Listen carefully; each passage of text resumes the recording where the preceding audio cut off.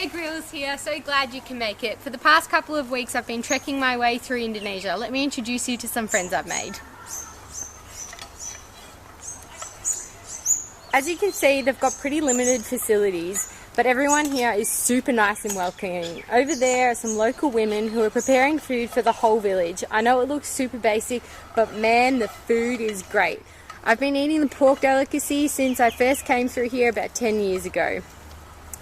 So they breed their own pigs here, and since it's pretty rural, the traditional farming practices are extensive and free range, with pigs roaming pretty much anywhere. Oh, let's not film that part too much. That's the local toilet. Since we're in the jungle, there's no running water, so the tribes people just tend to use that area over there as their own toilet. And as you can see, the piggies aren't really fussed about what they eat. Now, let me show you how the locals prepare their food. They basically grab a pig, slaughter it, and then instead of roasting it, tend to smoke it. Let me just go have a taste.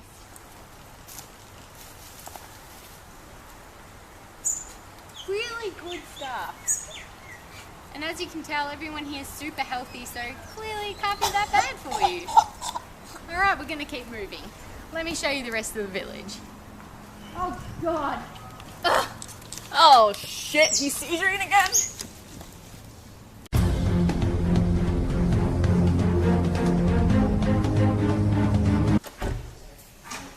Bear Grylls and Fred, come on in.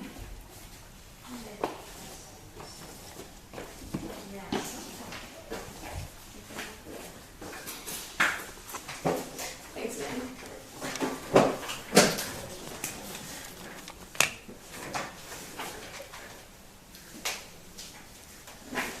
So, Bear, it appears that you've been dragged in by your piggy friend from the middle of the Indonesian jungle because of a seizure that you've had. Let's have a little discussion about that. Sure. So, other than the seizures, have you been experiencing any other symptoms? Any vision loss or headaches? Yep. How about fainting episodes? Mental disturbances? A lot. So, do you defecate outside when you're traveling in Indonesia? Yes. And do you wash your hands afterwards?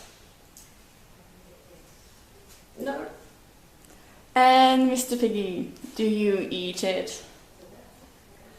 And are you and your family members cooked properly when they eat you?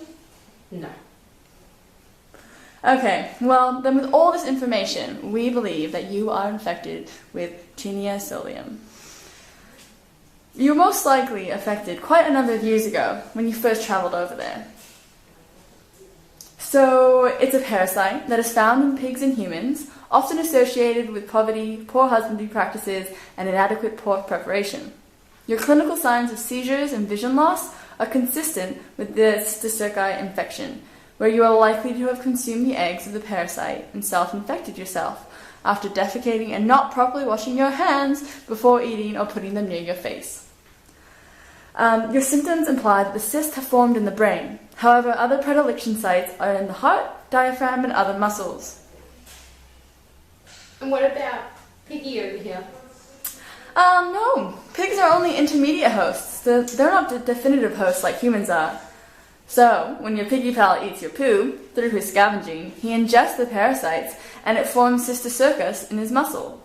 Now, when you eat his family members, the meat is not very well cooked, right? Mm-hmm. So you ingest the cysticercus from the meat, which forms the adult tapeworms in the small intestine, and then the cycle continues. So all around, bad times. I'm not going to die, am I? Debatable. Depends on where the cysts are. Death, it's an option.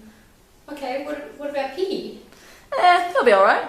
They generally don't show any symptoms. They just act as intermediate hosts and infect humans. What about all the tribe people back in Indonesia? Surely this is going to be affecting them as well. Yes, potentially. What can we do about it? Well, it could be reduced by simply addressing sanitation, hygiene, pig husbandry methods, and meat inspection. Well, with all that information, Piggy and I better get back to Indonesia. Something needs to be done. Sounds great. Alright, back to the village.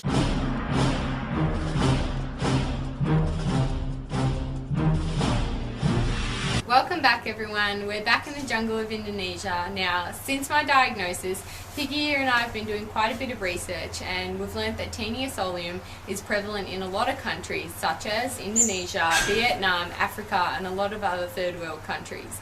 The main reason for its prevalence in these countries is their poor husbandry practices and a really bad lack of hygiene.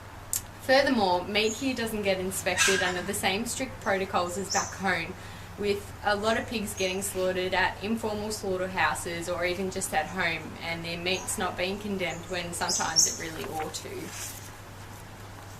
Oh yeah, and that's right, along with the poor meat inspection, the meat is often not being cooked enough, and with most pigs here being free-ranging and scavenging for food, they get into all sorts of stuff, which as we saw before includes human waste. Just disgusting. Yeah, alright, I know. Pot calling the kettle black. But anyway, to help us understand some of this stuff a bit more, we've brought back Dr. Thornton. Hey there. How you going? Good, thanks. So you've been working here in Indonesia for a fair bit and you've seen a lot of cases due to Taenia solium. Tell us a bit about that. Well, it's really difficult because the thing about tribes in Indonesia is that they depend so much on the pork, and so the parasite is really hitting them hard. It has a massive impact on both the health and the economy. So, to help explain how intricate and problematic this disease is, I brought in a local tribes chief to help me show you guys how the impacts have had on these tribes. How lucky are we? We have always had this problem. I've lost many friends and family to this parasite. 10 years ago, we were told to change our ways. You know, we had to move the pigs inside. We couldn't just go poo-poo outside. We need to wash our hands and work on our hygiene. This was really difficult for us at the start because we had to kill most of our pigs because they were infected with Taenia solium and a lot of other parasites. A lot of money was also spent on treating and affecting people. Whatever pigs we had left, this meant we had no food, no money, we had nothing. That's right, it was really hard from the start for the whole village. They even had to stop eating their favourite smoked pork dish, which is really good, hey. However, since we helped the tribe implement some control measures, the incidence of T. solium has decreased dramatically. The people are healthier, and on top of this, the pigs are healthier, and hence they have much better food source.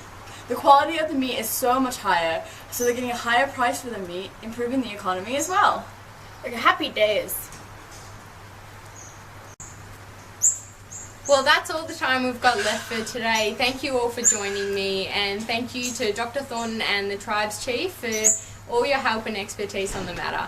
Tune in next week where I take you on a whole different type of adventure where Dr. Thornton takes me to surgery to get these Sister Circi suckers out of me.